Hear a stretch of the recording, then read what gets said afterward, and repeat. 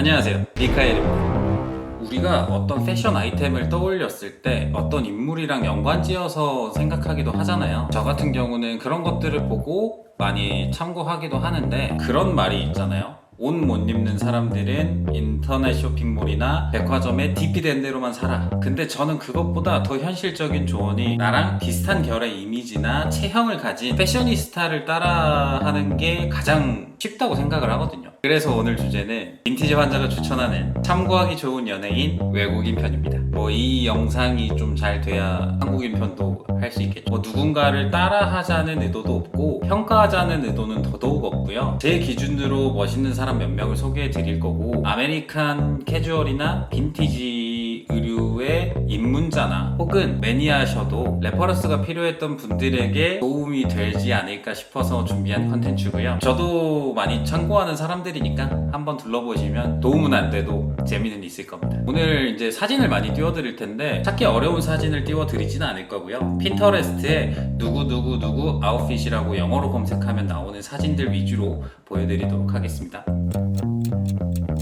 첫 번째, 샤이아 라보프. 트랜스포머 시리즈로 유명한 배우죠. 사실 이분의 작품 활동에 대해서는 제가 잘 알지는 못하고, 워낙 패셔니스타로 유명한 사람인데, 이 양반이 유행시킨 아이템이 USMC 스웨트셔츠나 IPFU 자켓도 있고요. 빈티지 티셔츠 착장도 꽤 많이 보이는데, 기본적으로 빈티지를 엄청 좋아하는 사람으로 추정이 되고, 이 사람 코디의 특징이 거칠어 보이기까지 한 의도적인 무심함이 느껴집니다. 무슨 말이냐면, 옷 잘 입기로 유명한 사람들을 보면 머리부터 발끝까지 완벽하게 짜여진 듯한 코디를 보여주는 사람이 많잖아요. 근데 샤이아 라보프는 집에 있는 거 아무렇게나 주워 입고 나온 듯한 느낌을 주거든요. 근데 이게 뭐지? 왜 멋지지? 이런 느낌이 있습니다. 이 사람 코디를 자세히 보면 핏을 가지고 노는 능력이 진짜 탁월하고요. 오버핏, 저스트핏, 슬림핏 가리지 않고 정말 잘 활용을 하고, 여기서 끝이 아니라 기장을 정말 잘 다룹니다. 바지만 그런 것도 아니고 자켓 같은 것도 뭐 짧은 거, 긴 거 정말 활용을 잘하고, 바지는 직접 잘라서 입은 것 같은 착장도 많이 보이거든요. 이거 사실 생각보다 어렵지는 않아요. 근데 나한테 딱 어울리는 기장으로 맞춰서 자르는 게 되게 까다로워서 저는 한 번도 시도를 해본 적이 없는데, 센스도 있고 기본적으로 옷에 관심도 많고, 특히 빈티지에는 정말 관심이 많구나 라는 게 느껴지고요. 컬러도 잘 사용을 하는데, 무난하게 톤을 맞춰 입어야 할 때는 무난하게, 과감하게 원색을 사용할 때는 또 과감하게 활용을 잘 합니다. 그래서 이런 컬러 활용하는 것도 참고하기 좋을 것 같고, 액세서리를 많이 사용하지는 않는데 이 사람 룩 자체가 약간 그런지한 느낌이 있다 보니까 안 만지고 부스스한 머리나 요즘 누가 쓰나 싶은 줄 이어폰, 그리고 뭐 대충 들고 있는 것 같은 쇼핑백이나 커피잔도 이 사람이 가지고 있으면 액세서리가 돼버리는 느낌까지 있습니다. 이게 오히려 무심한 느낌이 강하게 나는데 밸런스가 좋으니까 쿨하고 힙하게 느껴지는 것 같아요.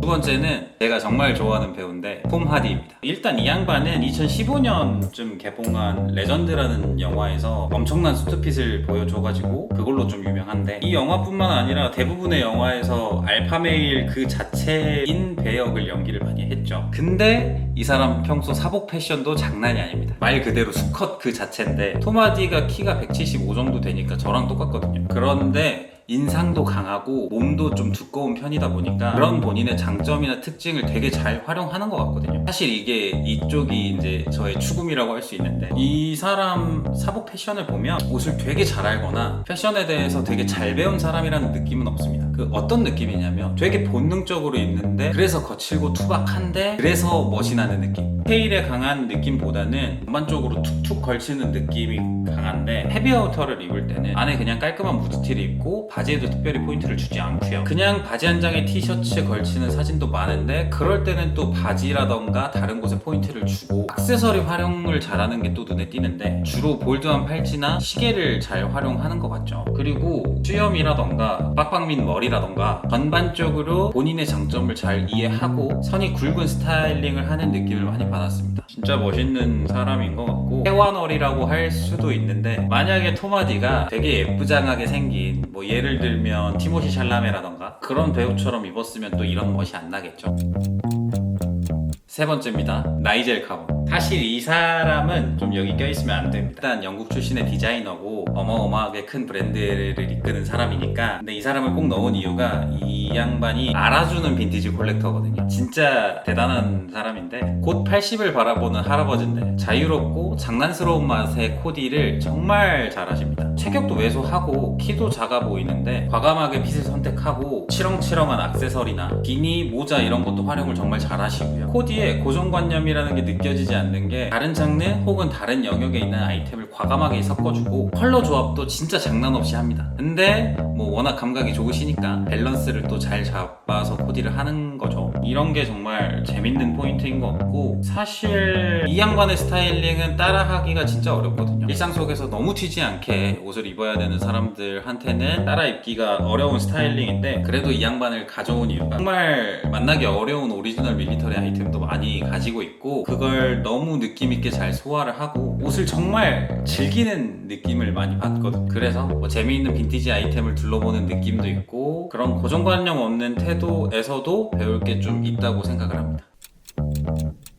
네 번째, 이분은 좀 옛날 분이신데 스티브 맥퀸. 돌아가신 지 오래된 분이라 모르시는 분들도 많을 것 같은데, 그래서 레퍼런스도 조금 한정적이거든요. 그런데 이분이 정말 시대를 관통하는 패셔니스타인 게, 키가 175 정도, 그리고 뭐 대단히 남자다운 몸은 아니거든요, 요즘 기준으로. 이분은 정말 기본 아이템들을 완벽하게 소화합니다. 어떤 아이템을 떠올렸을 때 어떤 인물이 떠오르기도 하잖아요. 스티브 맥퀸을 떠올리게 하는 아이템들이 정말 많은데, 일단 뭐 빈티지 스웨셔츠도 그렇고 A2 레더 자켓, 피셔맨 니트도 가장 먼저 떠올리게 하는데, 하이라이트는 치노 팬츠입니다. 이분이 1963년에 대탈주라는 영화에 치노 팬츠를 입고 등장을 하는데요. 스티브 맥퀸이 전에는 치노 팬츠가 원래는 군복이었고 남은 군수 물자를 민간에 싸게 풀면서 가난했던 대학생들이 싼 맛에 많이 사 입었었거든요. 그래서 이게 아이비나 프레피를 상징하는 아이템이 된 건데, 뭐 어찌됐건 40, 50년대까지는 또 지금 우리가 입는 치노 팬츠랑 차이가 되게 많았어요. 되게 와이드하고 거친 느낌의 옷이었는데, 이게 그 영화의 장면이거든요. 엊그제 찍은 사진 같지 않습니까? 스티브 맥퀸은 워낙 옷 입는 감각도 좋으셨고 패션에도 관심이 많으셔서 영화 촬영 현장에 본인 개인 테일러를 데리고 다녔다는 말도 있거든요. 그래서 이 치노 팬츠도 본인이 원하는 대로 핏을 수정해서 입으신 거라고 알려져 있는데, 뭐 일각에서는 이 이야기가 부풀려졌다는 말도 있습니다만, 어찌됐건 뭐 그만큼 옷 입는 감각도 뛰어나고 패션도 정말 사랑했던 분이고, 무엇보다 너무 멋있었다. 이분 착장은 근데 되게 쉬워요. 말씀드렸다시피 기본템들을 워낙 완벽하게 소화하는 거에 일가견이 있었던 분이기 때문에 앞서 말씀드린 다른 인물들보다는 따라입기에 훨씬 수월할 것 같습니다. 그리고 이분 이야기하면은 또 시계를 빼놓을 수가 없죠. 태그 호이어 모나코를 착용하신 걸로 유명한데, 아직도 태그 호이어에서는 모나코라는 시계를 홍보할 때 스티브 맥퀸을 활용을 하죠. 영화 촬영 때문에 착용을 하신 걸로 알려져 있는데, 사실 이분이 개인 소장하고 가장 좋아했던 시계는 롤렉스 서브마리너였다. 이것도 숨겨진 이야기는 아니죠. 그리고 이분의 롤렉스 서브마리너 착용샷을 한번 보면 진짜 기가 막히죠. 이 사진도 참고하실 만한 게, 특히 여름에 시계로 원포인트 줄 때 이렇게 심플하게 입으면 아주 좋다.